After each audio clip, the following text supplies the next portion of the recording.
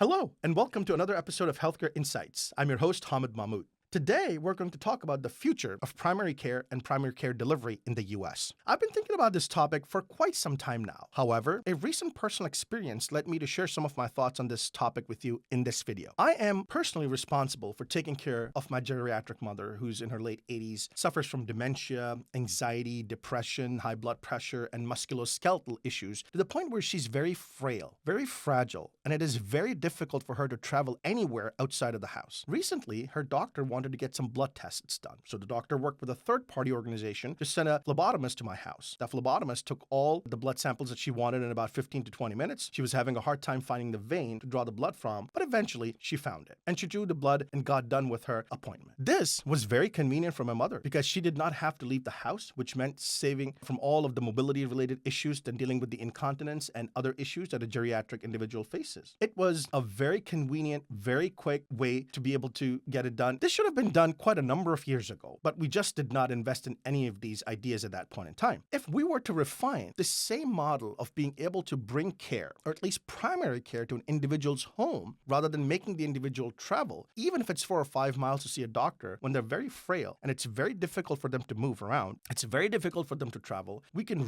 really effectively manage the geriatric population, which means that we will improve outcomes and reduce the cost of care. In other videos of mine that you may have seen before, and if you haven't, here's the links that are popping up on the screen and you can click on them to see those videos. I have talked about flying healthcare units, which are basically large drones that can be used for a variety of different things, from medication delivery to being able to transport patients from the site of an accident to the nearest hospital in remote areas. I am going to build on that same concept and now add to that particular flying healthcare unit a robot that has the capability of being able to check your vitals, draw blood, do an x-ray, and also allow you to do a telemedicine visit with a nurse or a doctor. Now let's explore what an encounter with a flying healthcare unit and the associated robot would look like for a geriatric individual. I'm going to build on another idea that I've discussed before when I spoke about delivering care to remote areas of the US. And if you haven't watched that video, there's a link that's going to pop up right now and you can click on it to watch. But it was a concept of a mobile device that is only focused on being able to deliver healthcare to individuals and cannot be used for anything else. So in this case, the patient will be contacted through that mobile device, informing them of their appointment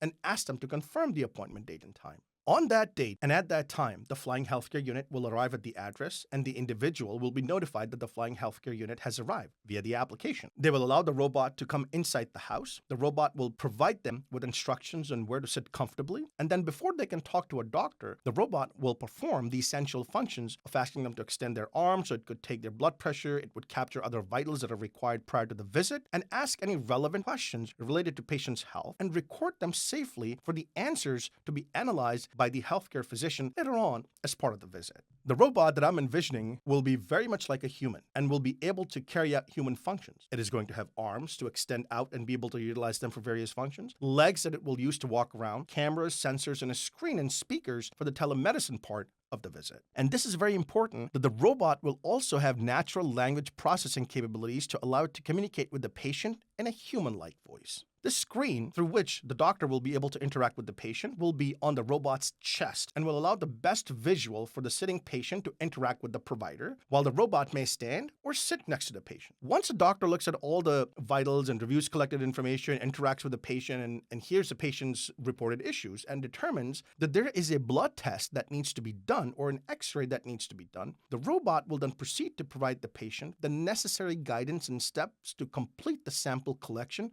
or the x-ray collection.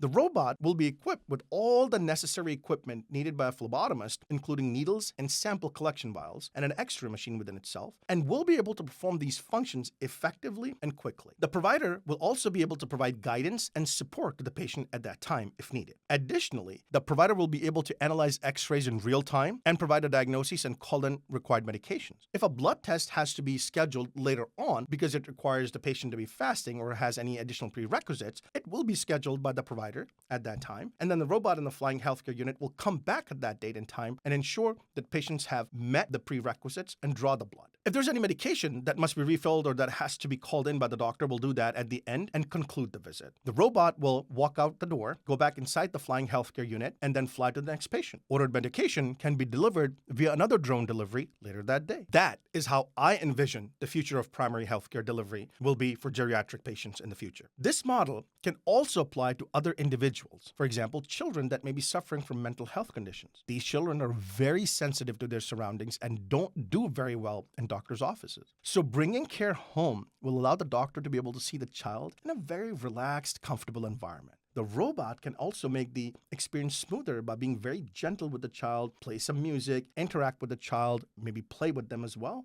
or do a little show to entertain the child so the child doesn't fear either the doctor or the robot. This will allow for relaxed and fun patient interaction, which also impacts the parents who dread taking their kids to the doctor's office because of the related challenges. So, what challenges does this solve for? A hospital executive might ask. Well, the number one challenge this solution and approach solves is extending primary care beyond your hospital out to the homes of patients. It minimizes missed appointments and maximizes doctor-patient billable encounters. Secondly, it reduces the operational cost of running multiple different brick-and-mortar facilities. Again, two key metrics to keep in mind: improved outcomes and decreased cost of care delivery. There surely is an initial investment for the drone and robot. However, the ongoing cost is certainly much less than maintaining large facilities, large and distributed workforce, and related operational costs. A typical phlebotomist has to go through education, training programs, certifications, then needs to have hands-on experience before they can be deployed in the field. In this scenario, once a care protocol is defined in terms of how the robot will interact with the patient, whether it is taking their vitals or being able to do a blood draw or an X-ray, and has been tested to ensure patient safety and accurate delivery of primary care, these protocols can then be rapidly deployed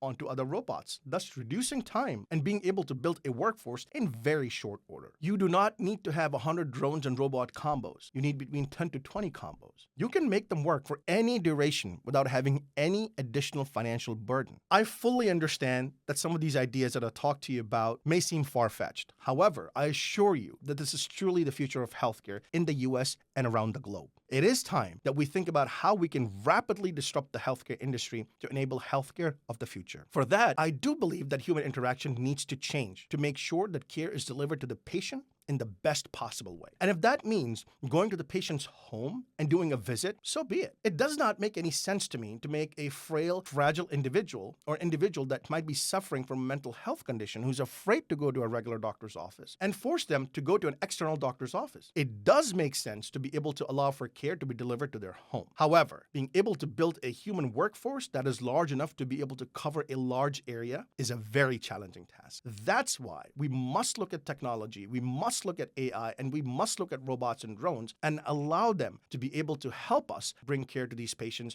whether they're in remote areas or whether they're in urban setting. It doesn't matter. So if you have any questions or if you have any comments, please feel to drop them in the comment section below. If you like this video, please feel free to hit the like button, subscribe to my channel, and share this video with others. We'll be back with some other very interesting topics soon. Thank you for your time today.